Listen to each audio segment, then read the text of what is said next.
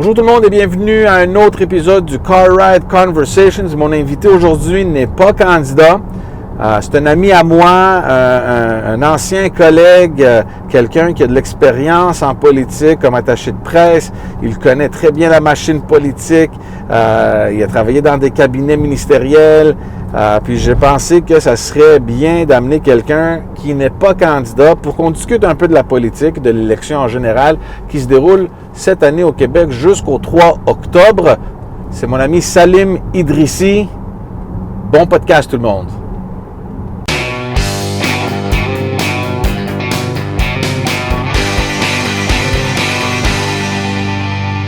Alright, Salim Idrissi, un ami premièrement. Ben oui. Et évidemment un collègue. Tu as une expérience quand même approfondie de la chose politique québécoise. Travaillé comme attaché politique dans les différents cabinets, comme attaché conseiller média. Attaché de presse. Tu connais parfaitement comment ça fonctionne, la machine politique, le Parlement, les affaires dans les coulisses, you know all that stuff. On va commenter, évidemment, tu n'es pas candidat, donc juste pour dire aux gens qui nous suivent, qui nous écoutent, tu n'es pas candidat dans l'élection. Mais c'est intéressant de pouvoir parler avec quelqu'un qui n'est pas candidat pour nous donner un peu une analyse de ce qui se passe, évidemment, en temps d'élection au Québec. Mais avant ça, comment ça va? Écoute, ça va très bien, merci. On fait rouler les choses là comme on peut et non, ça va bien, ça va bien. Je veux dire, je suis très content parce que pour la première fois dans l'histoire de ce segment-là, j'ai dû conduire peut-être 5 minutes. Ouais. Donc, tu sais, j'ai pas traversé de pont, pas d'autoroute, c'est vraiment bam bam, t'es presque mon voisin, donc ça va super bien, puis c'est pratique pour moi. Bon. Parlons un peu de toi, juste avant qu'on commence, parce que toi, t'es rentré en politique, je pense un petit peu après que moi j'ai commencé. Comment ça s'est passé pour toi? Je sais que tu étais impliqué toujours auprès de la commission jeunesse, mais explique-moi un peu tout le processus puis ton intérêt.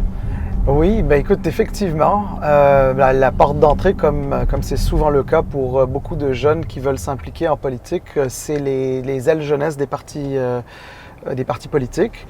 Dans mon cas, bien sûr, ça a été auprès de la commission jeunesse du Parti libéral du Québec. Alors oui, c'est une belle porte d'entrée, c'est une belle école de la politique, une belle école des affaires publiques d'une manière générale parce que beaucoup de choses y sont discutées. C'est aussi une belle école parce qu'on fait des rencontres formidables de personnes avec lesquelles, dans mon cas, moi en tout cas, je suis encore en contact et avec qui certains avec qui j'ai travaillé ou que je travaille encore, etc. Donc voilà.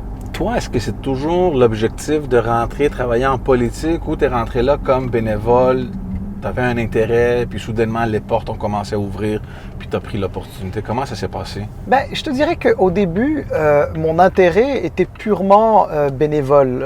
Vraiment, je voulais m'impliquer dans un parti politique, je voulais échanger sur la politique avec des personnes qui avaient des valeurs qui étaient proches des miennes, de pouvoir débattre sur certains sujets. Évidemment, la politique, on n'est jamais tout le temps d'accord, même lorsqu'on fait partie d'un même parti politique.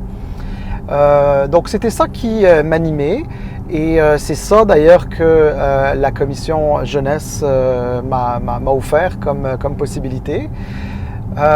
C'est sûr qu'à un moment donné, on grandit un peu dans un parti politique, on apprend des choses. Et oui, c'est sûr qu'à un moment donné, je me suis dit, tiens, pourquoi pas ne pas travailler en politique? Après tout, travailler en politique, c'est pas juste se faire élire, c'est pas juste être député, ministre, premier ministre et autres, c'est aussi faire partie de l'entourage de ces élus et de ces ministres et de ces gens importants qui font la différence dans la vie des gens au quotidien. Et donc, c'est comme ça que j'ai développé un peu cet intérêt-là. Puis, la politique c'est un domaine qui est très demandant, très exigeant. Tu le sais, hein, George, tu t'en as fait toi aussi. Et souvent, quand on est plus jeune, on on est peut-être célibataire, on n'a pas encore d'enfants, on n'a pas encore de grandes responsabilités, souvent pas encore d'hypothèque non plus. Et donc, c'est sûr que la disponibilité des jeunes à travailler 24 heures sur 24, 7 jours sur 7, j'exagère évidemment, c'est jamais autant, mais je veux dire, au moins de se rendre disponible à des moments qui sont peu fréquents, peu communs, c'est sûr qu'on fait confiance à des jeunes. Ouais. Et j'ai été privilégié, c'est un privilège d'avoir travaillé dans plusieurs bureaux de circonscription et plusieurs cabinets ministériels. C'est drôle parce qu'à chaque fois que je rencontre des jeunes comme toi qui ont rentré dans la commission jeunesse, puis ils ont monté l'échelle, comme on dit, pour travailler dans des cabinets ou de faire autre chose d'intéressant. Pour moi, je trouve ça tellement... Je suis tellement content parce que moi, je ne suis pas rentré comme ça en politique. Je ne savais même pas qu'il existait des commissions jeunesse. Je n'étais pas impliqué comme toi à un jeune âge. C'était la chance pure là, que j'ai rentré. Je connaissais le député qui était élu, puis c'est comme ça que je suis rentré. Donc, je me demande souvent, je serais où aujourd'hui ou qu'est-ce qui serait arrivé si j'étais comme dans une commission jeunesse à l'âge de 16 ou 17 ans ou 18 ans. Puis je trouve ça fascinant, qu'on a tellement de jeunes qui s'impliquent, pas juste au Parti libéral, mais dans plein d'autres partis, qui ont ce désir de vouloir, comme toi, aider ou contribuer et par la suite monter l'échelle puis faire des choses beaucoup plus intéressantes. On a des amis maintenant qui travaillent vraiment au bureau du premier ministre du Canada. Ouais. Je me rappelle, par exemple, c'était des petits bénévoles qui nous aidaient, là, tu comprends? Puis je suis tellement fier de ces gens-là qui saisissent ces opportunités-là puis qui montent puis qui font des affaires vraiment, vraiment intéressantes. Parlons un peu de politique, évidemment. Il y a des élections, donc ça, c'est quelque chose qui nous a toujours activés. Je me rappelle, les élections approchaient, puis c'était comme un switch, là, qu'on mettait, boum, let's go. C'était comme un autre mode, on passait à un autre mode. Pour une rare fois, on n'est pas tellement là. Puis comment tu sens que tu n'es pas là? Tu es comme un spectateur. Pour une rare fois, là, tu sais. Oui, écoute, c'est sûr qu'avant, c'était l'excitation, l'adrénaline, parce que on était tous des acteurs de l'élection. Alors, on avait tous nos rôles, nos tâches, nos responsabilités, etc. C'est sûr que là, c'est différent, parce que je suis plus du point de vue de l'observateur, parfois analyste pour moi-même, hein, dans le sens que j'aime ça, écouter ce qui se dit et de me dire tel candidat a dit telle chose pour telle raison, mais ça n'a jamais été dit parce que la stratégie, ça devrait être ça ou des choses. Donc, en fait, j'ai gardé tous ces réflexes-là. Puis je te dirais que moi, je trouve que ça sert toujours de garder ces réflexes-là parce que ça permet de mieux comprendre l'environnement dans lequel on est, de mieux comprendre où les partis politiques s'en vont, où les candidats s'en vont et ensuite d'observer la réaction des électeurs, comment ils vont voter. Est-ce qu'ils vont croire en ceci? Est-ce qu'ils vont croire en cela? Est-ce qu'ils vont rejeter telle idée? C'est très intéressant, c'est passionnant. Moi, j'adore. Je suis ça de très près, bien sûr. On va parler un peu, je sais qu'on a tous les deux milité au Parti libéral du Québec. C'est une élection quand même rare où on voit le parti avoir un début vraiment lent. C'est comme si c'est pas toutes les roues qui roulaient là, quand l'élection a été déclenchée. Ça m'a étonné, je sais pas pour toi, parce que quand même, on était déjà au courant que l'élection était supposée d'être au début d'octobre. Donc, on sait un peu les dates, on peut planifier, on peut se préparer. Puis tout à coup, le Parti libéral, c'est le seul parmi les grands partis qui n'ont pas tous leurs candidats. La première semaine, une semaine bouleversante où il y a des candidats qui démissionnent avant même que l'élection vraiment commence dans quelques jours. Moi, j'avais jamais vu une affaire de même. On ne se mentira pas. C'est sûr qu'on ne parle pas de la même machine électorale qu'on a déjà vue ou qu'on a déjà connue. En même temps, la politique, c'est aussi cyclique. Hein. Il y a des cycles qui sont plus difficiles et délicats pour des partis, puis des cycles qui sont plus favorables. C'est difficile d'expliquer parce qu'effectivement, ce sont des élections à date fixe et de se préparer, c'est la moindre des choses, d'avoir tous ces candidats, toutes les investitures déjà de fait, etc. Maintenant, c'est sûr qu'on est dans un contexte où le Parti libéral du Québec a des sondages qui sont quand même assez durs, assez dévastateurs. Disons que ça donne peut-être moins l'envie aux candidats potentiels de se lancer en politique avec ce parti-là tout de suite. Ouais. Et d'un autre côté, il y a une chef qui a un certain dynamisme, a une certaine ambition pour elle, pour son parti, et probablement qu'elle espérait être en mesure d'attirer des plus gros noms, quand on dit des plus gros noms, c'est-à-dire des gens peut-être un peu plus connus par la population, d'aller chercher des gens qui sont des spécialistes de leur domaine, que ce soit dans l'économie, les finances, l'éducation, etc., etc.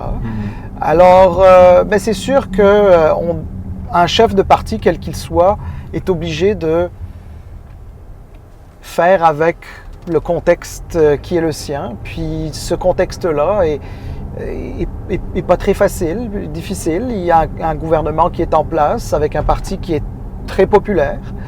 Et c'est difficile d'aller recruter du monde. Tu penses-tu qu'il va y avoir une remontée? T'sais, nous, on a vu des élections qui ont changé comme ça. C'est possible. Dans le contexte actuel, c'est sûr qu'on ne peut pas spéculer, on ne sait pas qu'est-ce qui va arriver. Mais penses-tu qu'il y a une possibilité moindre qu'il y ait un revirement où les libéraux vont former un prochain gouvernement? Écoute, ce serait fou que je dise que c'est impossible. Parce qu'en politique, rien n'est impossible. On a vu ça, pas juste au Québec, mais ailleurs dans le monde. Quand on suit un peu ce qui se passe ailleurs dans le monde, on a déjà vu ça en Espagne, par exemple, etc. Mais ici, en 2015, l'élection fédérale, Justin Trudeau, il était troisième. Si l'élection aurait fini une semaine avant, il ne serait pas premier ministre, Justin Trudeau. Possiblement, effectivement. Alors, ce serait fou de ma part de dire que c'est impossible. Maintenant, si tu me demandes mon avis, est-ce que c'est probable que ça arrive? Moi, j'ai envie de te dire, c'est peu probable. Mais alors, peu probable qu'il y ait un retournement de situation complet où on verrait un autre parti que la coalition Avenir Québec gagner. Ils ont trôné dans les sondages depuis avant les élections de 2018. Ils n'ont jamais été deuxième à un seul moment. Ils ont rarement perdu des points. Le taux de satisfaction est très élevé et le taux d'approbation aussi chez les francophones, donc dans la majorité des comtés, des circonscriptions au Québec, est tellement fort que je vois difficilement comment l'élection pourrait échapper à la coalition Avenir Québec. Cela dit, ça ne veut pas dire qu'un parti, quel qu'il soit, y compris le Parti libéral du Québec, ne pourrait pas améliorer son sort. Ça, c'est le genre de choses qui pourrait potentiellement arriver. Ouais. Comment tu vois l'arrivée, toi, du Parti conservateur? C'est sûr que le Parti conservateur, il existait toujours, on le voyait, mais on le voyait juste à la fin. Quand les élections étaient terminées, puis on regardait les résultats, puis on voyait, c'était quoi ce parti-là? Un petit 6 2 1 c'est quoi ce parti-là? Ah oui, conservateur, on a ça ici au Québec. Tu sais, c'était comme très négligeable. Puis là, tout à coup, Éric Duhaime, il embarque, puis il explose le membership, le financement, dépendamment des sondages, puis des régions plus particulières. Il est soit premier ou deuxième. Est-ce qu'on le sous-estime, tu penses? Est-ce qu'il va faire beaucoup mieux que les sondages démontrent ou il va y avoir une division de vote dans certaines places avec la CAQ?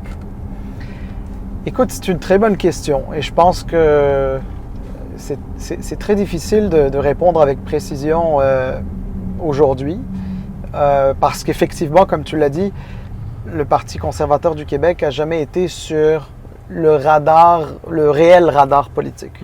Et d'ailleurs, un grand chapeau à Éric Duhaime d'être parvenu à prendre un parti, comment dire, Pratiquement non existant. Pratiquement non existant, et en faire un joueur non négligeable de cette élection. Bon, chose certaine, on ne peut jamais être sûr de rien en politique, encore une fois, mais disons que je ne parierai pas de $2 sur la victoire du Parti conservateur aux élections. Mais les victoires en politique, c'est quand même... c'est relatif. Hein? Ouais, mais tu vois, eux, je ne veux pas t'interrompre, mais pour eux, la victoire, c'est d'avoir au moins quelques gains dans le Parlement. 1, 2, 3 sièges, whatever. Ça va être une victoire pour eux. C'est ça, exactement. Effectivement, c'est pour ça que je parlais effectivement d'une victoire relative. Une victoire morale peut être une victoire en politique aussi. Hein? Ouais. Et c'est sûr que si le parti d'Éric Duhaime arrivait à faire élire 2, 3, 4 députés à l'Assemblée nationale, ce serait quelque chose d'assez assez historique. Ben oui.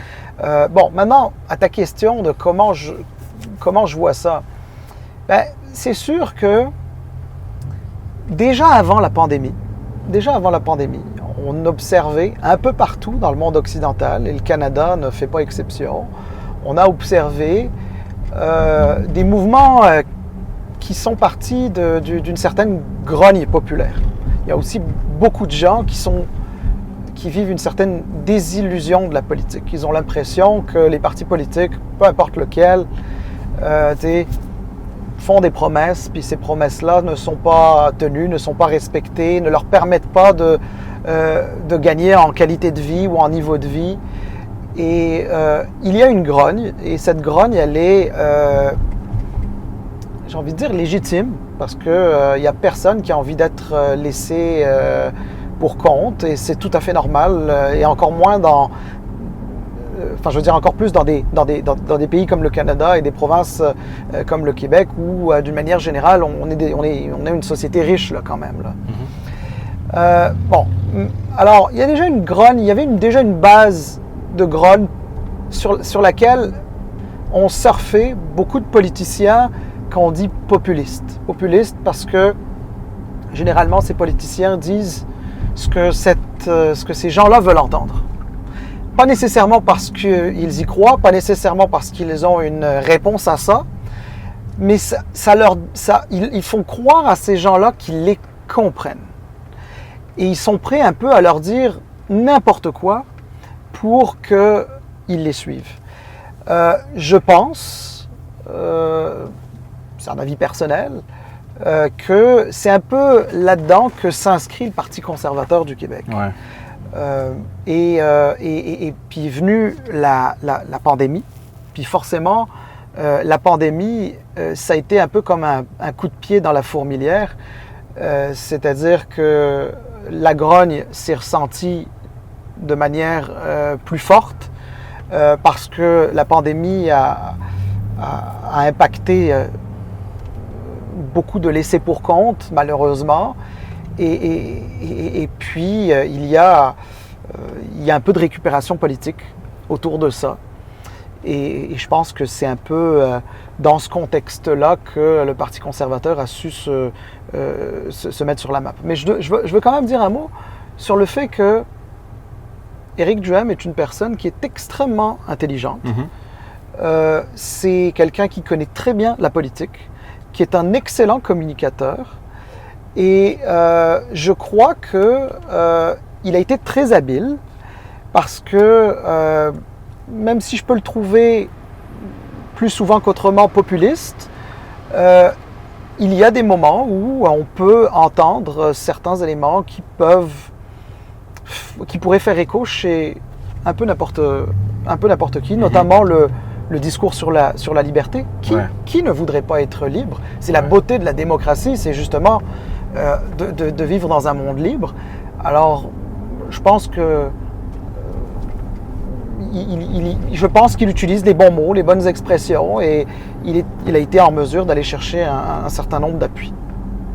Ça va être intéressant de voir parce que je vois ces rassemblements, il y a du monde. Les nombres là, qui rassemblent sont beaucoup trop élevés de dire que je pense pas qu'il va faire quelque chose. Je sais pas.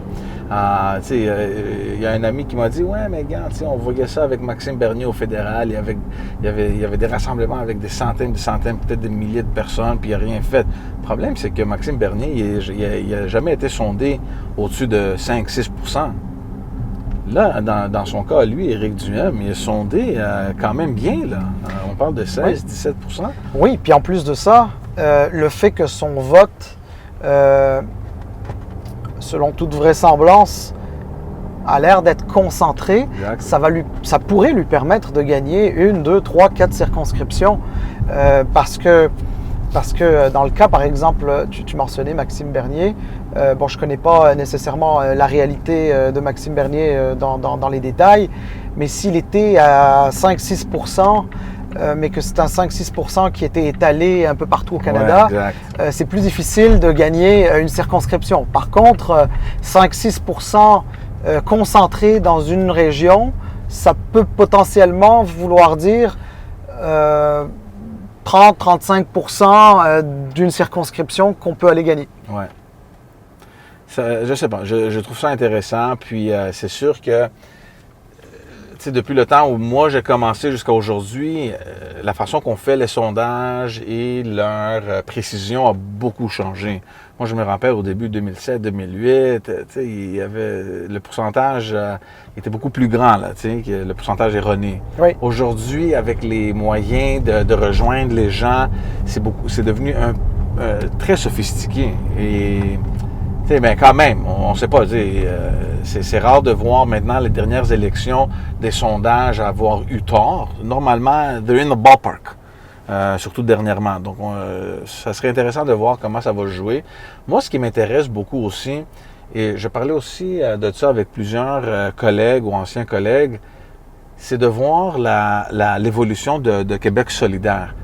Ils ont fait des grandes percées à la dernière élection. Ils ont eu des sièges dans les régions Sherbrooke, Québec, Abitibi. Puis là, on regarde ce qui se passe, puis ça a l'air que ça se rétrécit, ça va rétrécir autour de l'île de Montréal.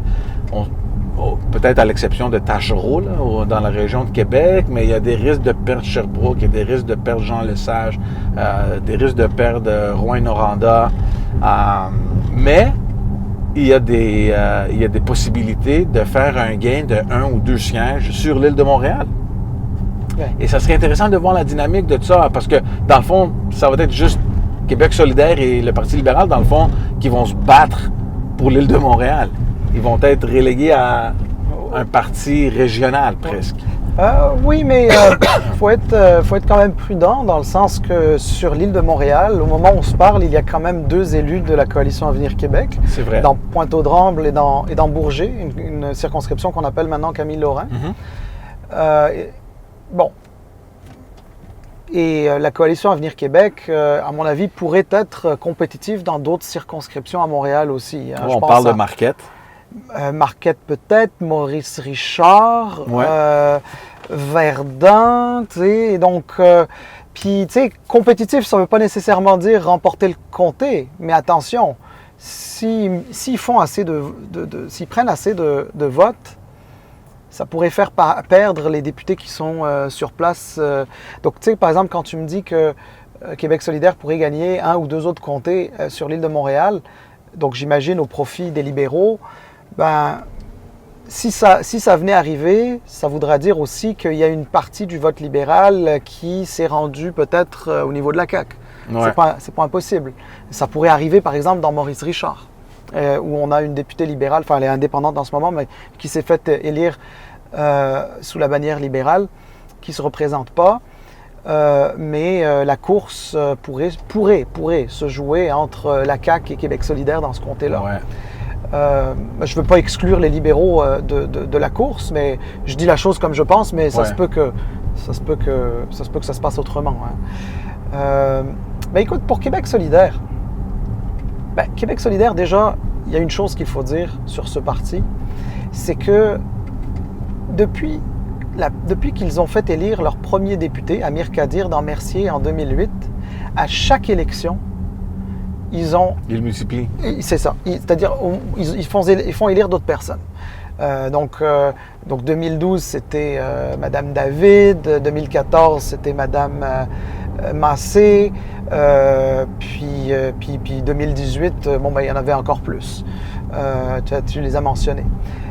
Est-ce que c'est un parti qui a plus de facilité à Montréal que dans les régions? Assurément. Mais ça, j'ai envie de dire, c'est un peu une norme un peu partout dans le monde. On peut le voir aussi dans d'autres villes canadiennes. Les grandes métropoles, très souvent, les partis politiques dits progressistes, de gauche, ont souvent la possibilité de mobiliser plus facilement.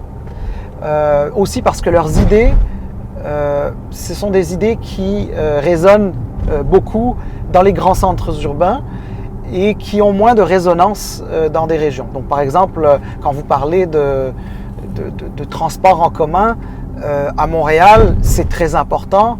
Quand vous allez dans une région plus éloignée où le transport en commun est quasi absent et ne se fera pas dans les 4 prochaines années, la personne qui a besoin de son pick-up à la fois pour aller travailler et à la fois pour emmener ses enfants à l'école et faire ses courses, on va se dire il y a comme un espèce de petit décalage. Mais oui. Mais bon, il ne faut pas sous-estimer. Je pense que Québec solidaire a des idées qui peuvent aussi trouver écho ailleurs qu'à Montréal. Ils l'ont prouvé en 2018. Peut-être qu'ils vont le prouver encore cette fois-ci. On le verra bien. Mais là, c'est vrai, George, que en tout cas, j'observe que la campagne de Québec solidaire est pas mauvaise, mais elle est pas aussi bonne que j'aurais pensé. Moi, je m'attendais à ce que Québec solidaire fasse un démarrage en Lyon. C'est pas ce que j'observe. Mais ça a pris un tournant l'autre jour. On s'attend toujours que Québec solidaire, c'est le parti qui défend la classe moyenne, les citoyens un peu démunis. Puis il y a eu une déclaration hier, une annonce qu'ils ont faite de taxer les avoirs là, jusqu'à au-dessus d'1 million.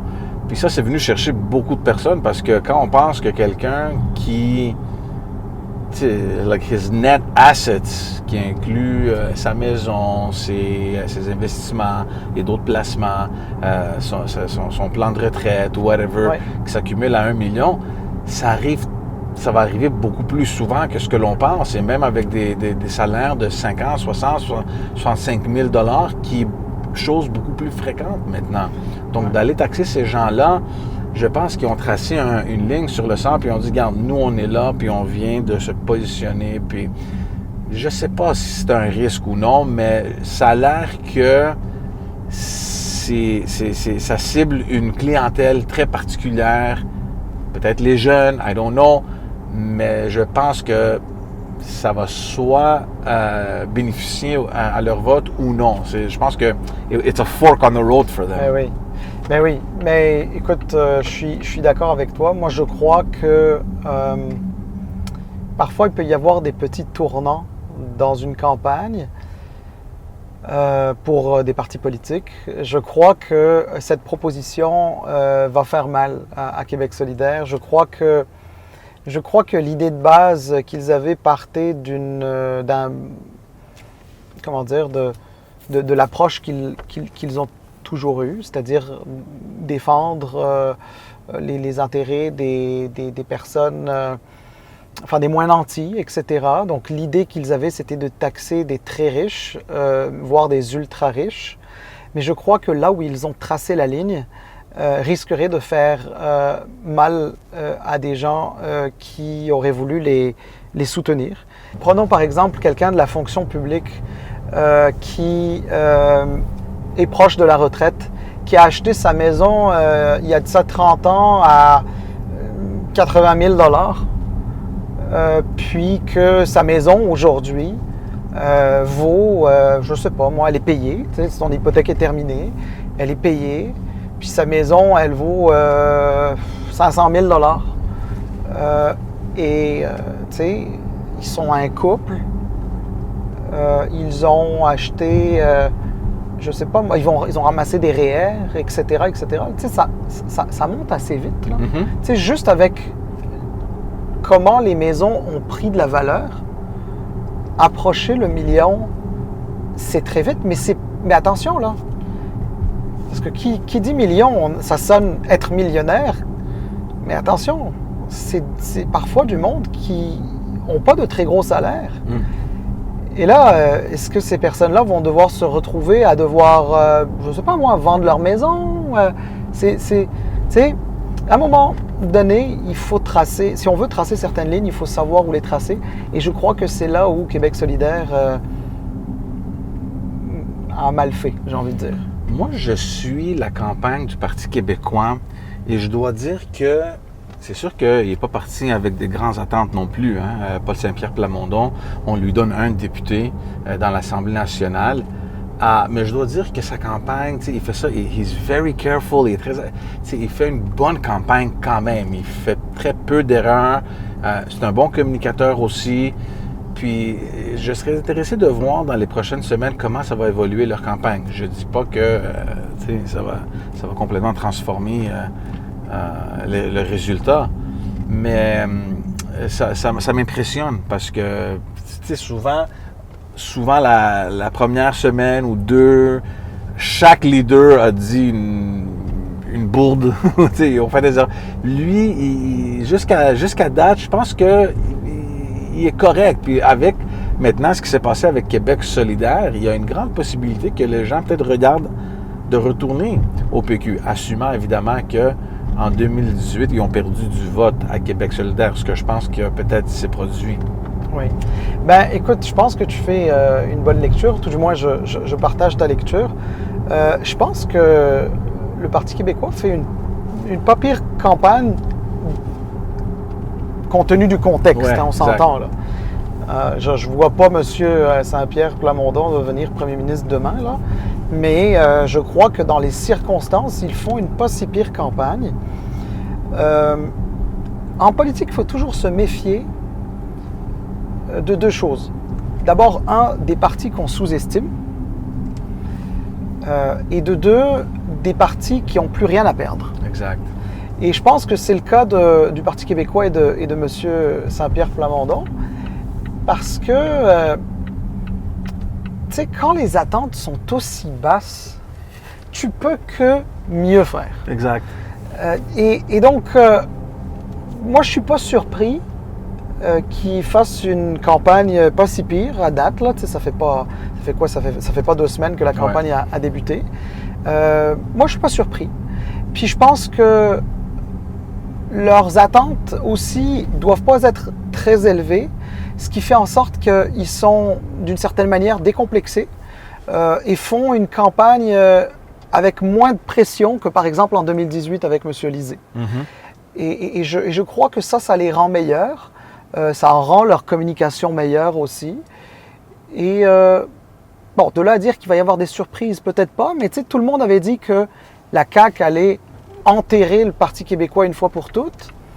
Ben, peut-être que ça ne sera pas tant que ça le cas. On verra. Ouais. On verra, là, tu sais, je veux dire, je me garde toujours une petite gêne parce que on verra bien les résultats le 3 octobre. Mais je pense qu'il a déjà fait en 2018, de voir le Parti québécois passer à 7, ils ont combien? 7, ouais, plus une démission ou 2, whatever. C'est du moins quelque chose que moi, je ne m'attendais jamais à voir. Effectivement, ben, c'est sûr qu'en 2018, le vote du Parti québécois, enfin en tout cas, oui, s'est écroulé et est allé se stationner à la CAQ. Mais bon, la CAQ n'a pas eu juste du vote du Parti québécois, a eu aussi du vote libéral. Ah, for sure. Donc, à ce niveau-là, M. Legault a réussi son pari. Oui, je suis d'accord avec toi, mais moi je crois que... Admettons qu'il termine l'élection avec un siège, comme le montrent les sondages. Oui. Qu'est-ce qui arrive au parti?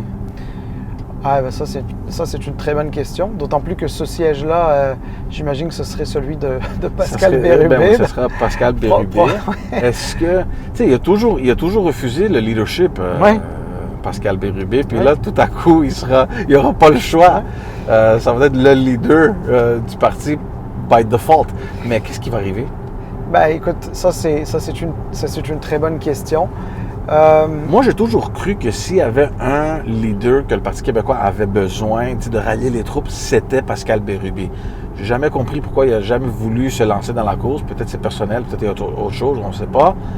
Mais peut-être que cette fois-ci, à cause qu'il serait le seul, admettons, on parle hypothétiquement, que peut-être qu'il saura changer les choses. I don't know, mais... Écoute, ben d'abord, je partage ton avis. Moi, je crois que Pascal Bérubé est un député très efficace, très intelligent. Je crois qu'il a énormément de qualités qui auraient très bien pu faire de lui le chef du Parti québécois. Et ça aurait été très légitime qu'il le devienne. Bon, maintenant, il a sans doute des raisons pour lesquelles il ne s'est jamais lancé à la chefferie du Parti québécois. Peut-être personnel, j'en sais rien. Mais toujours est-il que c'est quelqu'un dont on peut respecter l'engagement envers son parti, Ouais. parce que je crois que c'est quelqu'un qui aurait très bien pu se rendre à la CAQ. Et puis je pense que s'il avait franchi le cap, il serait ministre assurément. Mm-hmm. D'autant plus qu'il a déjà été très proche du premier ministre Legault, Ouais. travaillé dans il a son travaillé cabinet. pour lui, ouais. C'est ça. Et donc, à mon avis, ça aurait été une possibilité, mais honnêtement, moi, je salue sa cohérence. Et ça, c'est... En politique, il y en a plus, hein, des gens très cohérents. Non. Il y en a plus. En tout cas, il n'y en a plus beaucoup. Et donc, d'avoir quelqu'un d'aussi cohérent, c'est toujours très bien. Écoute, qu'est-ce que va devenir le Parti québécois si jamais il finissait à un siège? Je ne le sais pas, c'est très difficile à dire.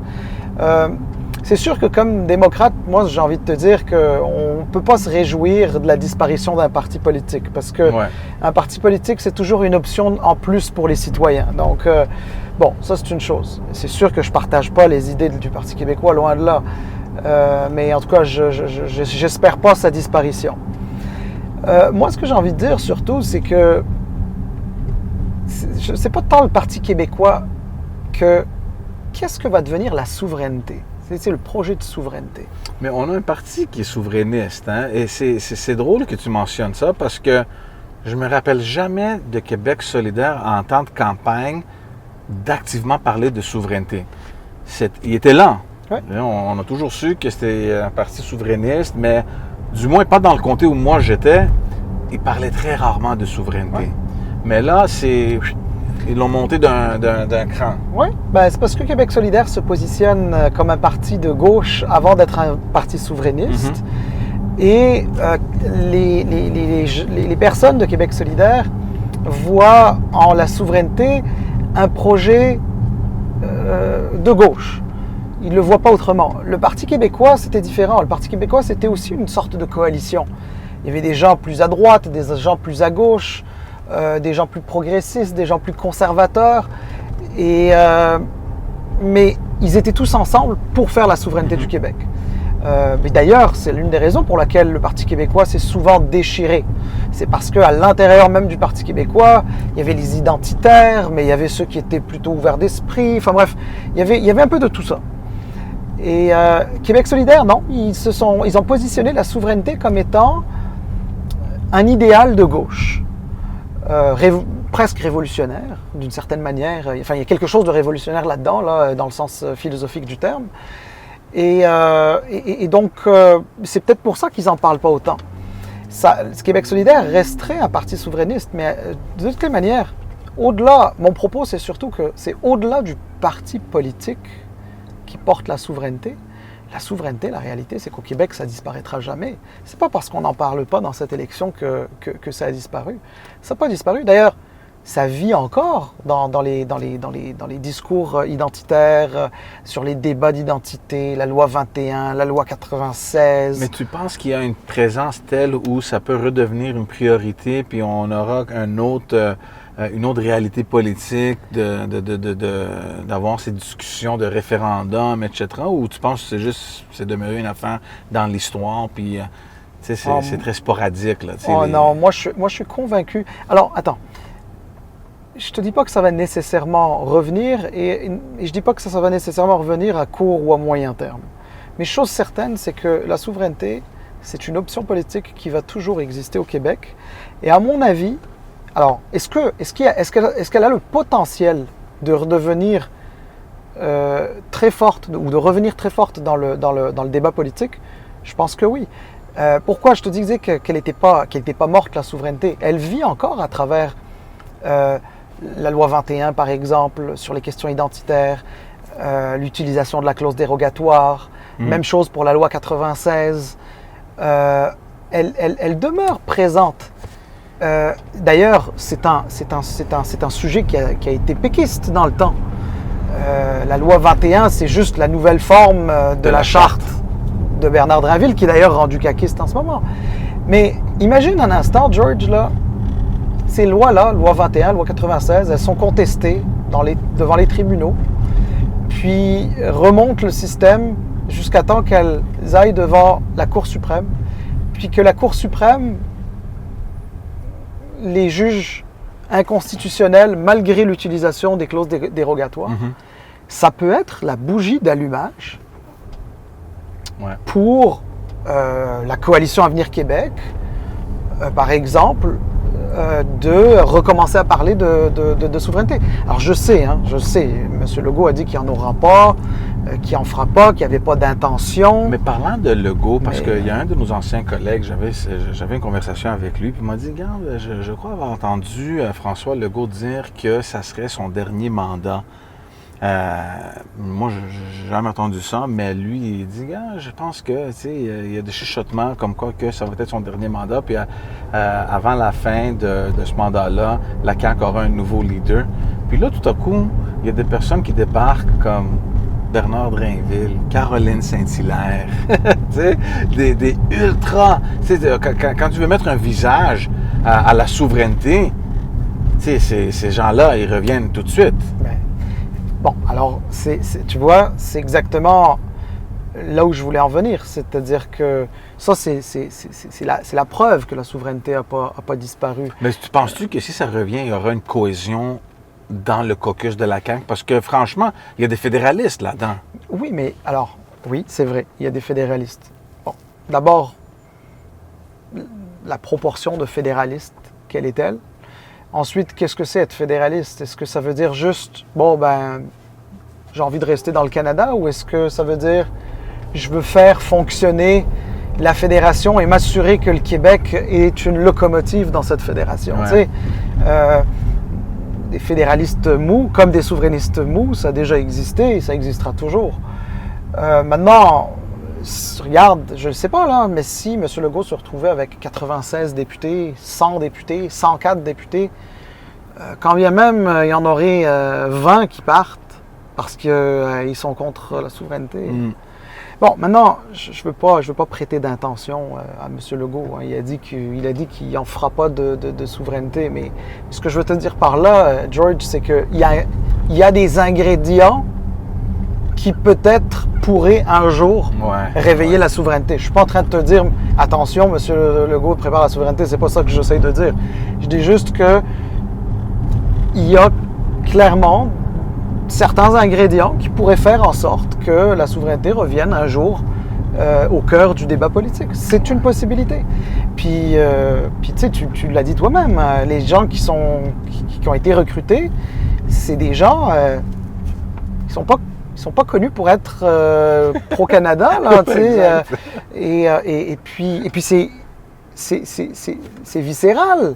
C'est-à-dire, c'est des gens qui croient en ça très profondément. Puis c'est pas possible de changer d'avis du jour au lendemain. Alors oui, il y a des fédéralistes qui sont devenus souverainistes. C'est rare, mais c'est déjà arrivé. Il y a des souverainistes qui sont devenus fédéralistes. Ça aussi, c'est arrivé. Mais de là à partir, de là à passer de la souveraineté absolument à ça m'intéresse plus de faire la souveraineté du jour au lendemain. Personnellement, j'ai un peu de mal à y croire. Moi aussi. Qu'est-ce que tu penses des commentaires de François Legault sur l'immigration l'autre jour? Très regrettable. C'est très, très regrettable. Je parle maintenant à un immigrant. Oui. Toi, ta famille, moi, je je suis pas immigrant moi-même, mais je suis un produit d'immigrants. Ça vient chercher.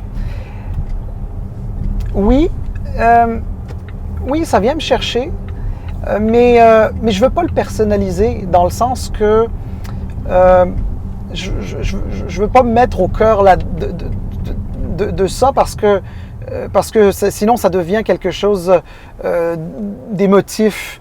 Puis l'émotion te donne pas le recul nécessaire pour l'analyser. J'essaye de le voir froidement de loin. Donc j'essaye de ne pas le voir à travers un prisme d'immigrant, mais tout simplement de me dire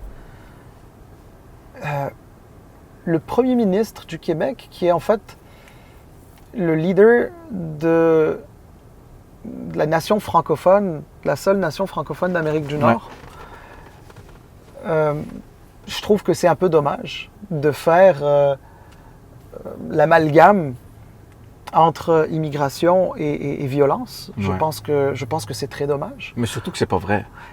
Bon, d'abord, c'est pas vrai, tu le dis bien, effectivement.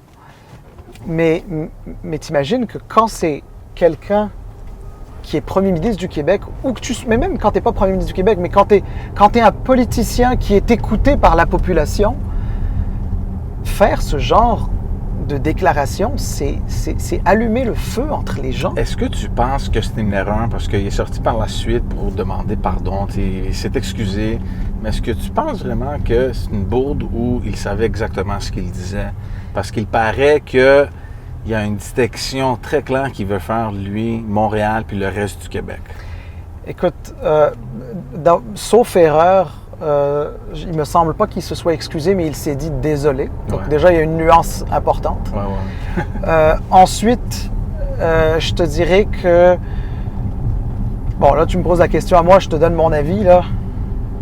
Moi, mon avis, c'est le fond de sa pensée. Et je crois que beaucoup de gens pensent que c'est le fond de sa pensée. Maintenant, je ne veux pas lui prêter d'intention, mais c'est ce que je pense. Je pense que c'est le fond de sa pensée.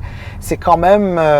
tu sais, il ne faut pas oublier, là, 2018, la CAQ arrive au pouvoir, projet de loi, ils ont mis 18 000 dossiers d'immigration à la poubelle. Ils ont fait passer la loi 21 qui est sur la laïcité, qui ne fait pas d'ailleurs du Québec une société plus laïque aujourd'hui qu'hier, mais en tout cas, c'est un débat qui s'est fait un peu sur le dos de communauté culturelle, et qui dit communauté culturelle, ben souvent on parle d'immigrants. Il y a eu la loi 96. Il y a eu quand même plusieurs éléments. C'est aussi un premier ministre qui avait déjà dit à une certaine époque que le racisme n'existait pas au Québec. Alors, don't get me wrong. Moi, je pense pas du tout que le Québec est raciste. Au contraire, moi, je suis très heureux. Je trouve qu'au Québec, on est une société très ouverte.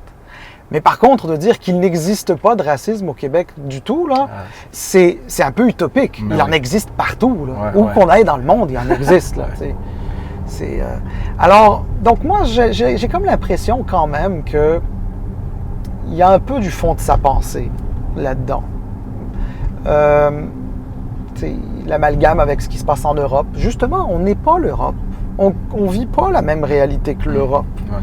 Puis je crois que ce sont des débats qu'on a, d'une certaine manière, importés d'Europe. Le Québec, même si on est des fiers francophones, on reste une société nord-américaine. Pas américaine, nord-américaine, francophone, à notre façon. Mais on reste des Nord-Américains avec une réalité, une histoire qui est très différente de ce qu'on voit sur le vieux continent européen.